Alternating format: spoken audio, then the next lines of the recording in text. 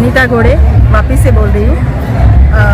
मैं एक private school में टीचर हूँ और यहाँ पे हम लोग आज 23 सितंबर को संकल्प भूमि बड़ौदा में आए हुए हैं बाबा साहब को अभिवादन करने के लिए। एक्चुअली हम लोगों का गाड़े साहब की तरफ से 5 दिन का 18 से लेके 23 तक का 5 दिन का शिविर रखा गया था।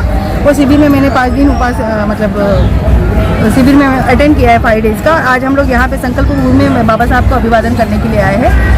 मेरी माता बहनों को एक ही कहना है कि आज हम जो कुछ भी हैं कि बाबा साहब की वजह से है। अगर बाबा साहब ना होते तो आज हम फिर पहले जैसे गुलाम की जैसे गुलामी करते रहते। जैसे पहले की औरतें मनुवाद के ज़माने में जैसे औरतें गुलामी करती थी, जैसे औरत को कोई अधिकार नहीं था। और बाबा साहब की वजह से बाबा साहब ने जब हिंदू कोड बिल बनाया और वो हिंदू कोड बिल में हम महिलाओं को समान आदमी के समान हमको हक अधिकार दिए हैं और आज जो कुछ भी हम उनकी वजह से है। तो मेरी माता बहनों को एक ही कहना है कि हिंदू कोड बिल पढ़ो और बाहर निकलो, बाबा साहब के विचारों को पढ़ो। बाबा साहब ने सिर्फ दलितों की महिलाओं के लिए हक अधिकार या हिंदू कोड बिल नहीं बनाया है, ब्राह्मण से लेके सबसे नीचे औरत सबके और सभी के घरों की औरतों के लिए ये कायदा कानून और हिंदू कोड बिल बनाया है। तो बाबा साहब की हिंदू कोड बिल का सम्मान कीजिए, बाहर निकलिए, अपने बच्चों को पढ़ाइए। मेरी माता बहनों को एक ही कहना है कि अपने बच्चों को अगर नहीं पढ़ाते, पिछला जमाना जो पीछे चल रहा था जातिवाद का जो चल रहा था वो आज फिर आएगा।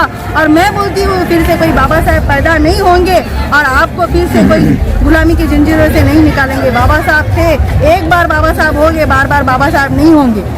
मेरा इतना ही कहना है कि हमारी माता बहनों पढ़ो, खुद भी पढ़ो, अपने बच्चों को भी पढ़ाओ। और पढ़ने का है, अगर हमारे बाबा साहब का सपना पूरा करना है कि बाबा साहब का एक ही सपना था कि भारत बौद्धमय बनेगा और में वो बौद्धमय अगर बनेगा, जब आप खुद दिया था शांति का और करुणा का प्रज्ञा का संदेश दिया था, उसके लिए आपको खुद जानकार बनना पड़ेगा। जब तक आप जानकार नहीं बनते तब तक आपके बच्चे जानकार नहीं बनेंगे और जब तक आपके बच्चे जानकार नहीं बनेंगे तब तक भारत बौद्धमय नहीं बनेगा और तब तक बाबा साहब का सपना पूरा नहीं होगा। मेरा इतना ही कहना है कि बाबा साहब का एक दृढ़ वाक्य था, पढ़ो लिखो, पढ़ो, संघर्ष करो और संगठित रहो।